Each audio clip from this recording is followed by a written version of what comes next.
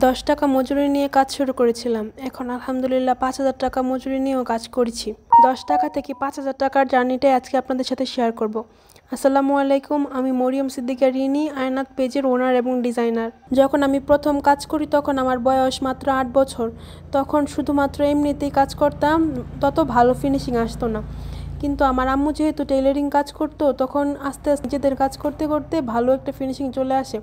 তখন আম্মু বলতো যে তুই আমাকে হেল্প কর, আমি তোকে টাকা দিব। তখন আম্মু আমাকে 10-15 টাকা করে আমাকে মজুরি দিত। আম্মু সব কেটে দিত, আমি শুধু সেলাই করে দিতাম। এরপর আস্তে আস্তে যখন সেলাইয়ের প্রতি আগ্রহ বাড়লো তখন আম্মুর থেকে কাটাটাও শিখে নিলাম। আর আম্মুর যেহেতু বাইরে অনেক কাজ ছিল, এই জন্য তখন পুরো টেইলারিংটা আমি নিজেই সামলাতাম, কাপড় কাটা থেকে শুরু করে সব কিছু। তখন অবশ্য আমার মজুরিটা একটু বেশি ছিল, যেহেতু পুরোটা কাজ আমি নিজেই করতাম।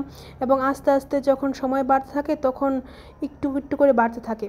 এরপর আরও অনেক বেশি ভালো করে নিজেদের কাজ প্র্যাকটিস করতে করতে আশেপাশে টেইলারিং করতে করতে এরপর যখন আমার কাজে ভালো ফিনিশিং চলে আসলো এবং নিজের উপর ভালো একটা কনফিডেন্স চলে আসলো, তখন অনলাইন জগতে পা রাখলাম। অনলাইনে মূলত আমি আমার নিজস্ব ডিজাইনের ড্রেস নিয়ে বিজনেস শুরু করেছিলাম। কিন্তু আমার স্বপ্ন ছিল ব্রাইডাল ড্রেস নিয়ে কাজ করা।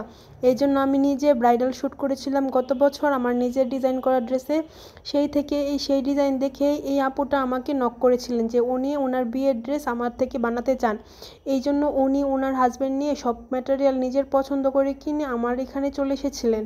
উনি সেই ঢাকা মিরপুর থেকে আমার বাসায় চলে এসেছিলেন এই ড্রেসগুলো বানানোর জন্য। ড্রেসগুলোর মজুরি ছিল 5,000 টাকা। তো এটা যেহেতু আমার প্রথম ব্রাইডাল ড্রেসের পাওয়া অর্ডার ছিল, তাই আমি একটু নার্ভাস ছিলাম যে ওনাদের পছন্দ হয় কিনা। কিন্তু যেদিন ওনারা এই ড্রেসগুলো নিতে এসেছিল সেদিন আলহামদুলিল্লাহ তারা অনেক বেশি পছন্দ করেছিল এবং ওনারা ড্রেসের ফিনিশিং দেখে খুশি হয়ে আমাকে 500 টাকা টিপসই দিয়েছিল। আমার এই জার্নির সময়কাল প্রায় 15 বছর।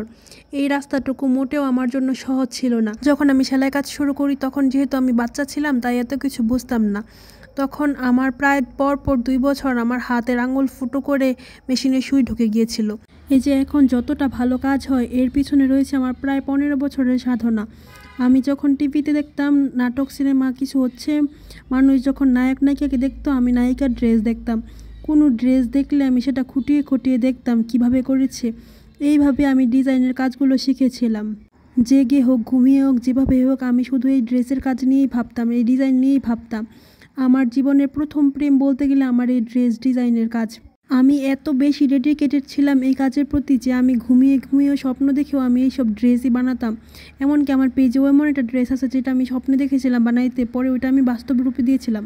যারা যে কোনো কাজে শর্টকাট খুঁজতে আসেন তাদের উদ্দেশ্যে বলি, কোনো কাজেই শর্টকাটে সম্ভব হয় না যে কাল শুরু করলেন আর আজকেই এক্সপার্ট হয়ে গেলেন। প্রত্যেকটা কাজের জন্যই দরকার সাধনা এবং প্রচুর ডেডিকেশন। আজ এই পর্যন্তই, আল্লাহ হাফেজ।